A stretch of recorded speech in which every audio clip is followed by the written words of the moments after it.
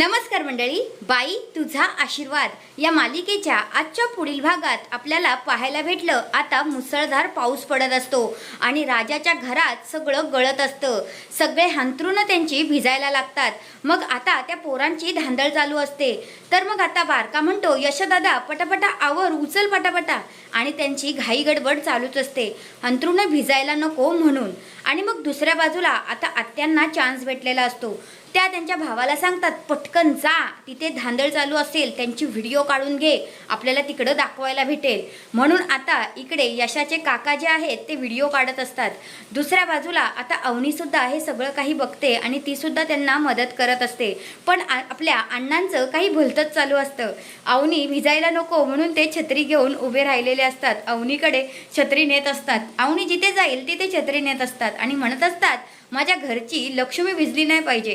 पण अवनी मात्र हे सगळं काही एन्जॉय करत असते. तर हा आहे आजचा पुढील भाग. तुम्हाला कसा वाटला ते कमेंट करून नक्कीच सांगा. धन्यवाद.